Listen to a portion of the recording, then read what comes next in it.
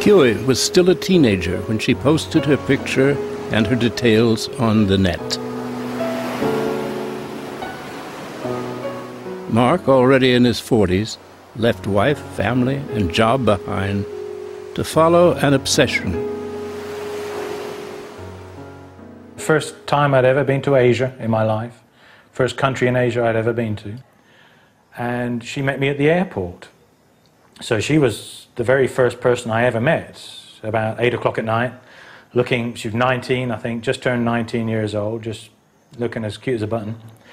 Took me to a hotel. You know, I still remember our very first kiss. Of course, I'd never kissed a boy before, so that was pretty interesting. I still remember how it feels like, the smell of her, and every single thing. I never planned to have a foreign lover. I just wanted someone who wouldn't exploit me, someone who would give me opportunities. To be born a Kathoey in a poor family can be hard.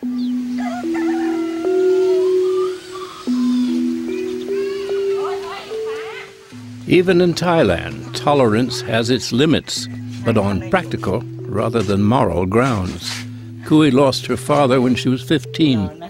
For a struggling peasant family, the transition of a potential boy worker into a Kathoey was seen as a disaster. My grandmother once said to me, "It would have been better if I had never been born." That was the turning point in my life. I had to prove I could support the family as well as any son. Kui took a factory job when her father died, and since then has supported her grandmother and her mother, brain damaged in a road accident when Kui was 8. You're in a powerful position, Mark. Does this ever worry you, the imbalance in this relationship? No, I don't think that's ever been an issue with us. See, Thailand is just so easy to get along with.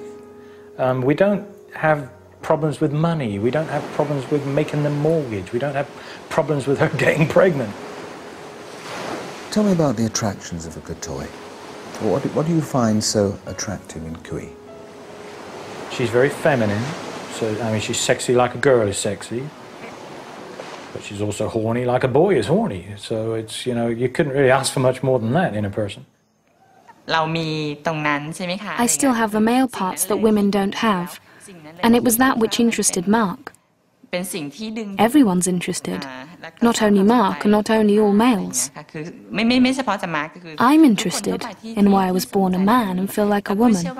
And I still don't have an answer. Kui's not had full sexual reconstruction surgery. Right.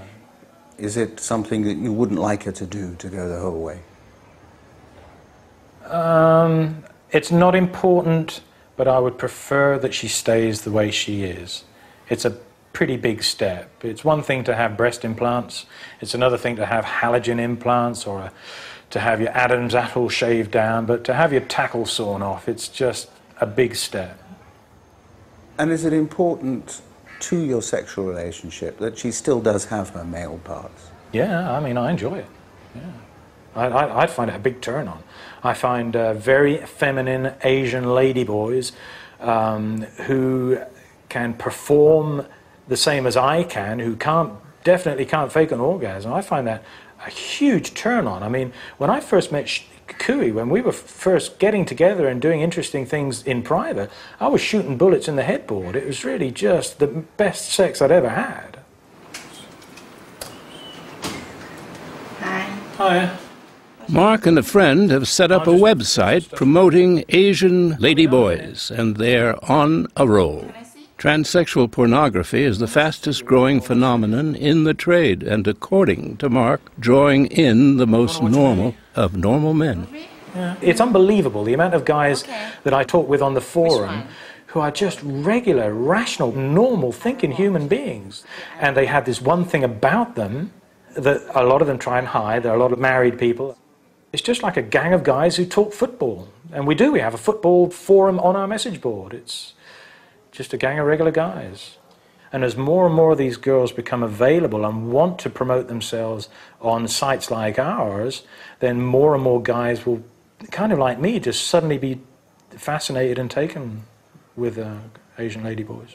What does that tell you, though, that this is the fastest growing area in pornography? What does that say about men's feelings and men's wants? Every aspect of human sexuality is just an exploration of a huge and ever deepening grey area. I mean, it's just, yeah, it's fascinating.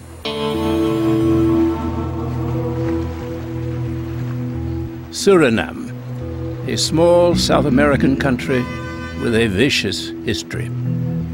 The Creole people here are the descendants of African slaves who suffered under one of the cruelest regimes ever imposed on a subject people.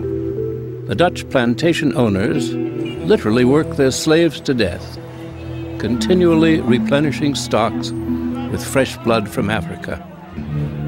Punishments were grotesque. Slaves had no rights to their own children and were forbidden to learn to read or write. Under these conditions, one of the few things that enabled them to survive was their African culture. The Creole people believe that we are all visited by spirits sent by God to help us through life's trials. Sexuality is shaped by the spirits. When a woman is possessed by a strong male spirit, she will desire other women, and a man will desire other men when visited by a female spirit.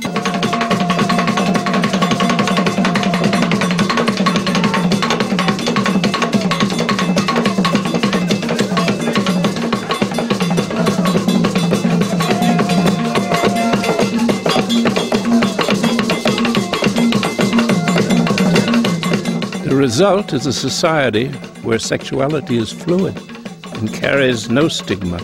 It's the quality of the relationship that counts.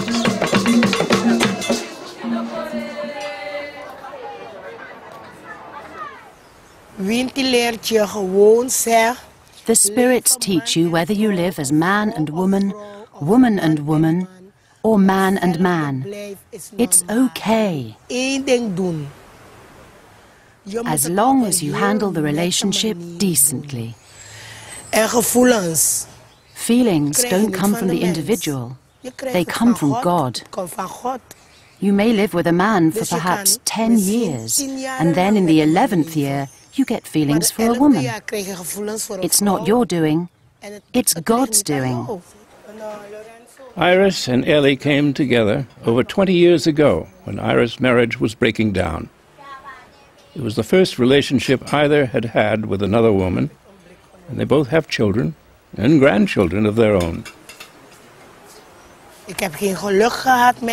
I was unlucky with men, and then I found love with a woman. Where you find happiness, that's where you should stay. And I found happiness with Iris. And so I asked my family to accept us. And they did, from the oldest to the youngest. And that pleases me very much. God made everybody. We don't make ourselves. God made us.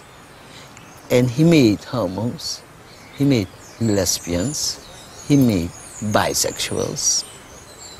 And every one of them has a purpose. This way of thinking about same-sex desire we find elsewhere in the black diaspora.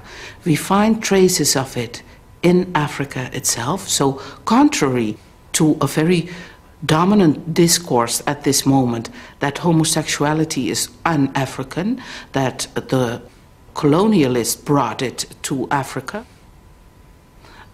I say that there is ample evidence that the principles are and have been present in Africa for a long time. It is African. It is human. It is everywhere.